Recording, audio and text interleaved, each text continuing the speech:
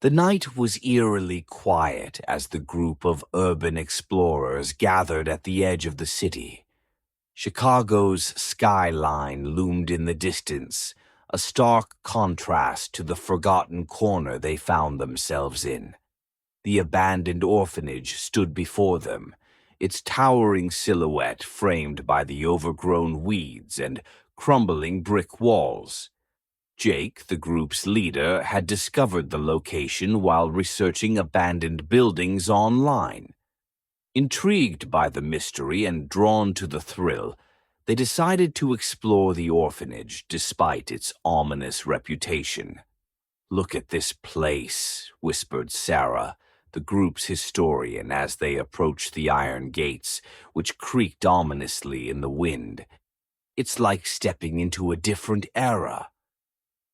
The group's flashlight beams cut through the darkness, illuminating the once grand entrance now overtaken by decay. Vines snaked up the sides of the building, and shattered windows gaped like empty eye sockets.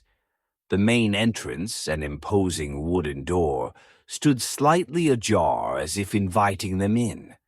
The sight sent a shiver down Emily's spine, but she followed the others, curiosity outweighing her fear. "Everyone stick together," Jake said, his voice firm but low. "We don't know what we might find in there." As they stepped inside, the air grew colder, and an unsettling silence enveloped them. The foyer was a cavernous space, filled with shadows and the faint smell of mildew. Dust motes danced in the beams of their flashlights, revealing faded wallpaper and remnants of what must have once been luxurious decor. "I've heard stories about this place," said Marcus, the skeptic of the group. "They say it was shut down after a series of unexplained deaths." Sarah nodded, her eyes scanning the room. It was built in the early 1900s and operated for decades before it closed in the 1970s. The records are vague, but there were rumors of abuse and neglect. Jake led them through the dusty hallways, their footsteps echoing eerily. They found old photographs, toys, and crumbling furniture, each piece hinting at the lives once lived there. An old rocking horse lay on its side, its paint chipped and faded. A tattered teddy bear sat forlornly on a shelf, its button eyes missing.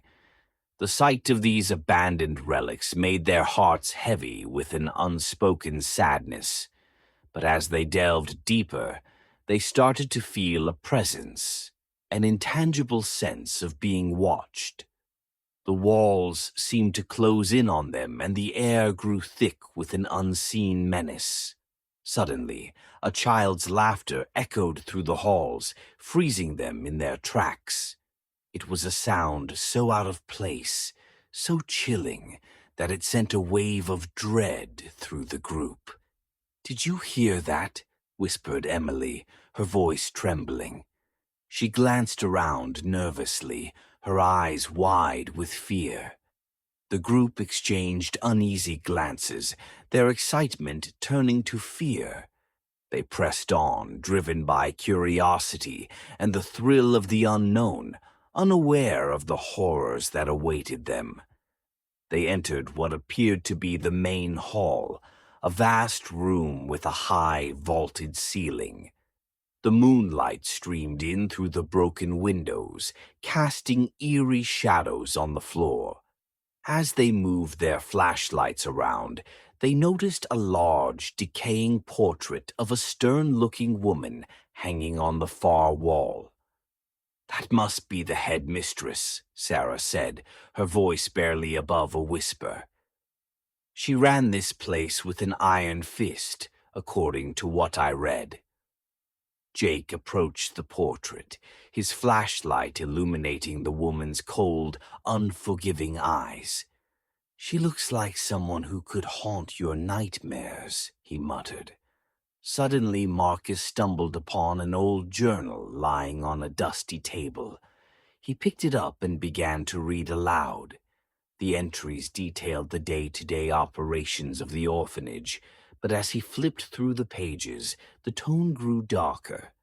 Descriptions of punishments, children disappearing, and strange occurrences filled the pages. "This place has a dark history," Marcus said, his voice shaking slightly. "I'm not sure we should be here." "We need to find out what really happened," Jake insisted. "We've come this far. Let's keep going." Their flashlights flickered and a cold draft swept through the room, making them shiver. The sound of soft footsteps echoed from the hallway, followed by distant giggles. The explorers felt their hearts race as the realization dawned on them. They were not alone. As they continued their exploration, the sense of dread grew stronger. Each step felt like a journey deeper into the unknown, and the weight of the orphanage's dark past pressed heavily upon them. They were on the brink of uncovering the terrible truth, but at what cost? The ghostly children were all around them, unseen but ever present, ready to reveal their tragic story to those brave or foolish enough to listen. Jake and Sarah ventured deeper into the orphanage, their flashlights flickering as if struggling against an unseen force. They found themselves in front of a heavy wooden door with a tarnished brass plaque that read, "Office." The door barely hung on its hinges, and Jake had to push it hard to get it open, the creak echoing down the silent hallway. Inside, the office was a scene frozen in time, layers of dust covering everything. Papers were scattered across the floor, and an old typewriter sat on a large oak desk, keys long silent. Sarah picked up a faded photograph from the desk, blowing off the dust to reveal a stern-looking woman surrounded by children. "This must be the headmistress," Sarah speculated, examining the picture closely. "But look at the kids. They don't seem happy." Jake rummaged through the scattered papers, finding old files and documents. As they sifted through the brittle pages, they uncovered disturbing reports of abuse and neglect. Each document painted a grimmer picture, revealing a pattern of cruelty that went unnoticed or unreported for years. "Look at this," Jake said, holding up a document. "It's a report from a social worker who visited here. She mentions strange punishments and children disappearing under mysterious circumstances." Sarah's brow furrowed as she read over Jake's shoulder. "These poor kids. They were trapped here with no way out." Meanwhile, Marcus and Emily explored the upper floors, their flashlights casting long shadows on the walls. They stumbled upon a locked room at the end of the corridor. The door was solid and imposing, its surface marred with deep scratches, as if someone had desperately tried to claw their way out. "Let's see if we can get this open," Marcus said, pulling a rusty hairpin from his pocket. He fiddled with the lock for a few moments until it clicked open. The door swung open with a groan, revealing a small, dimly lit room filled with broken toys and dusty beds. "This must have been where the children slept," Emily said softly, her voice tinged with sadness. The room was cramped, with metal bunk beds lined up against the walls. Each bed had a thin, moth-eaten blanket, and beneath one of them, Emily spotted something unusual. She reached under the bed and pulled out a hidden diary, its cover worn and pages yellowed with age. "Look at this," she said, opening it carefully. The diary was filled with neat, childish handwriting. The entries were written by a child named Lily, who detailed the horrors she and her friends endured at the orphanage. Her words painted a harrowing picture of life under the headmistress's rule. The final entry was particularly chilling. "She's coming for us. We have to hide. If anyone finds this, please help us." Emily's eyes welled with tears as she read aloud. She was so scared. They all were. The explorers regrouped in the main hall, sharing their findings. The grim history of the orphanage began to take shape, but with each revelation, the atmosphere grew more oppressive. They couldn't shake the feeling that they were not alone.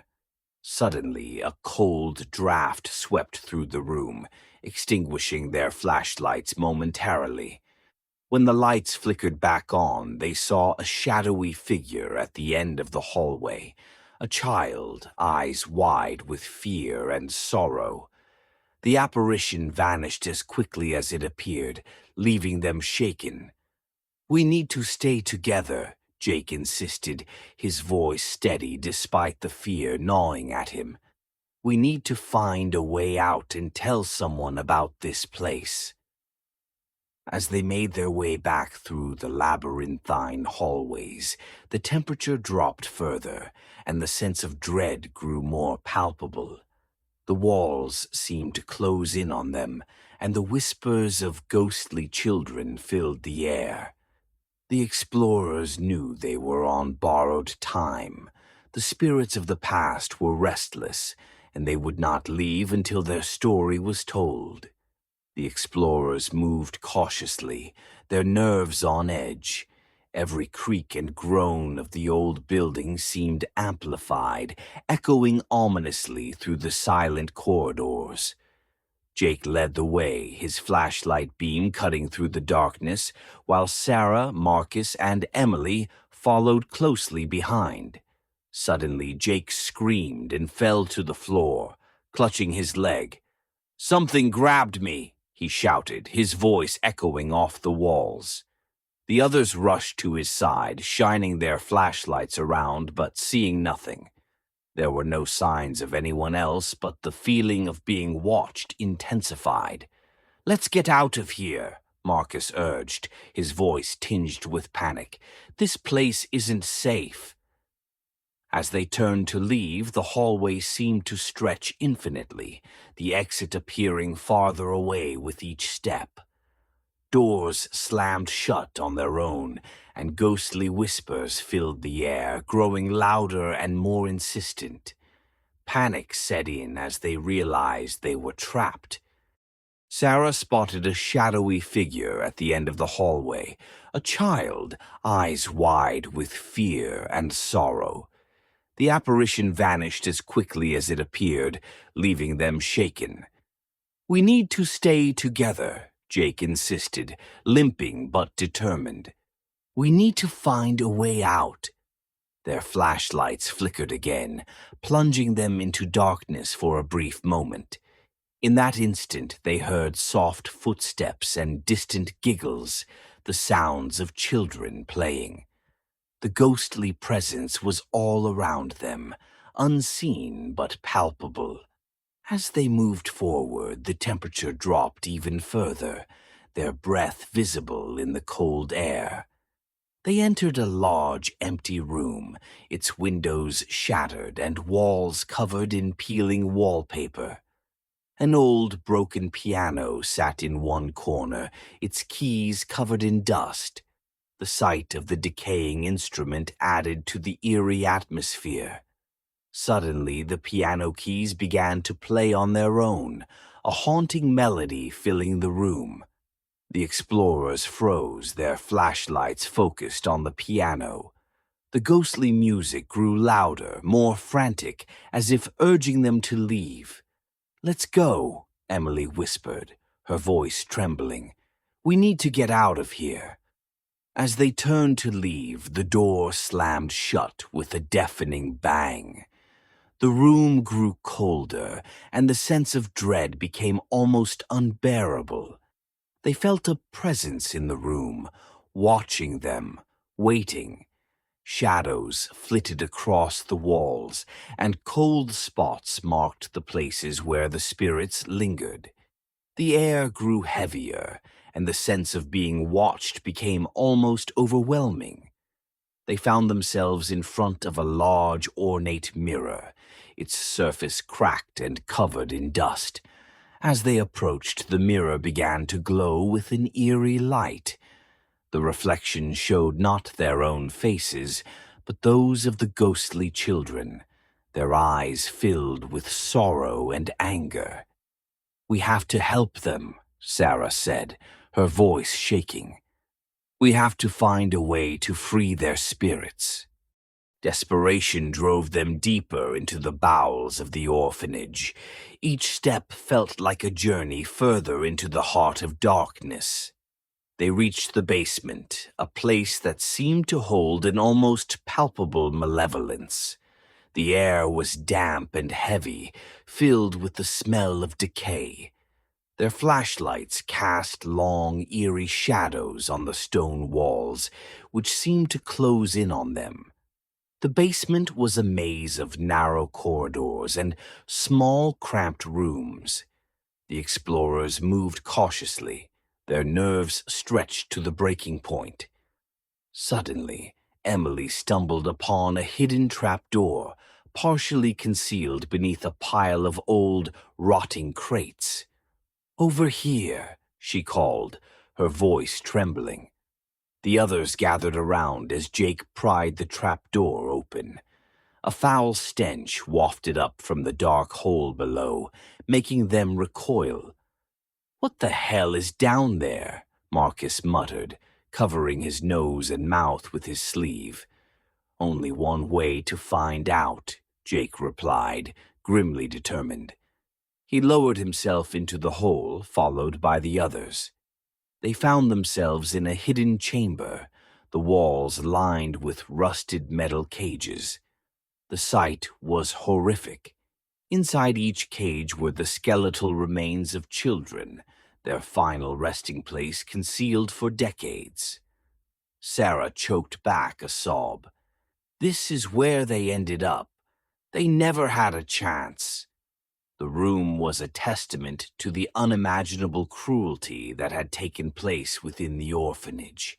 Each cage told a story of suffering and despair, the bones a silent witness to the horrors inflicted upon the innocent. The explorers felt a wave of overwhelming sadness and anger wash over them. As they moved through the chamber, their flashlights flickered and dimmed.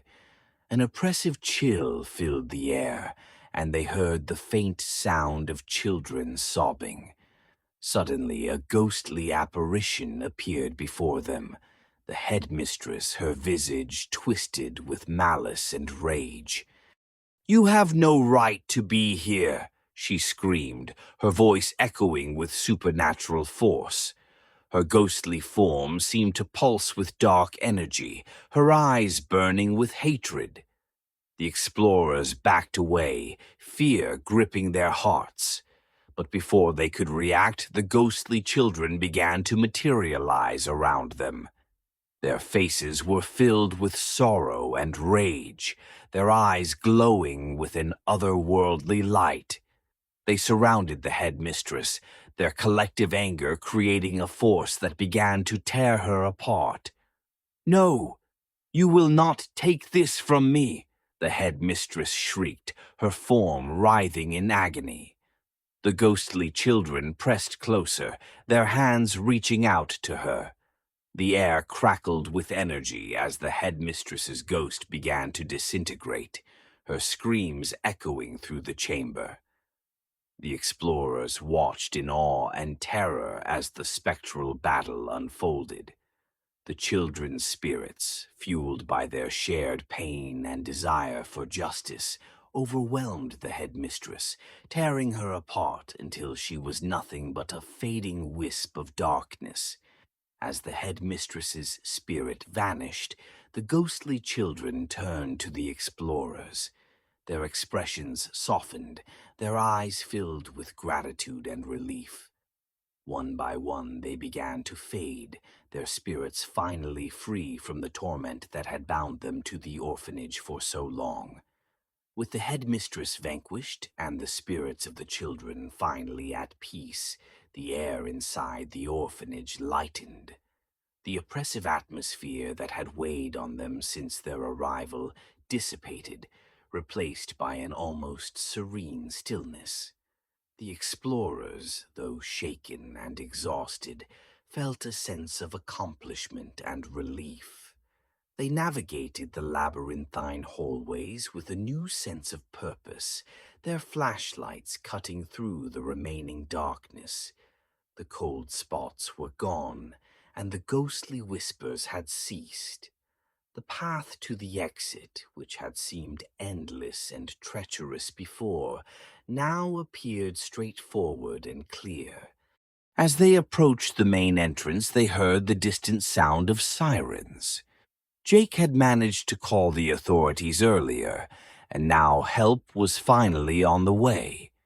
They stepped outside into the cool night air, taking deep breaths to steady themselves. The sky was beginning to lighten with the first hints of dawn, casting a soft glow over the city skyline. They stood in silence for a moment, each processing the night's events in their own way. The reality of what they had experienced began to sink in, and with it the weight of the orphanage's dark history. "We did it," Sarah said softly, breaking the silence.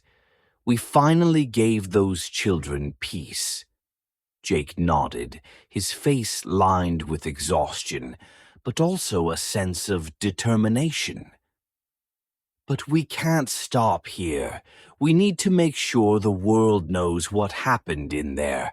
Those kids deserve to be remembered." The group agreed, and as the authorities arrived, they recounted their harrowing experience. The police and forensic teams began their investigation, and the explorers watched as the orphanage was cordoned off, its secrets finally coming to light. Over the next few days, the story of the forgotten orphanage made headlines. The grim details of the children's suffering and the headmistress's cruelty shocked the city. The public outcry was swift and intense, and plans were made to demolish the building and erect a memorial in its place. The explorers were hailed as heroes for uncovering the truth, but the experience had left a profound impact on each of them. They gathered at a local diner a week later, seeking comfort in each other's company as they reflected on their journey. "It's strange," Marcus said, staring into his coffee cup.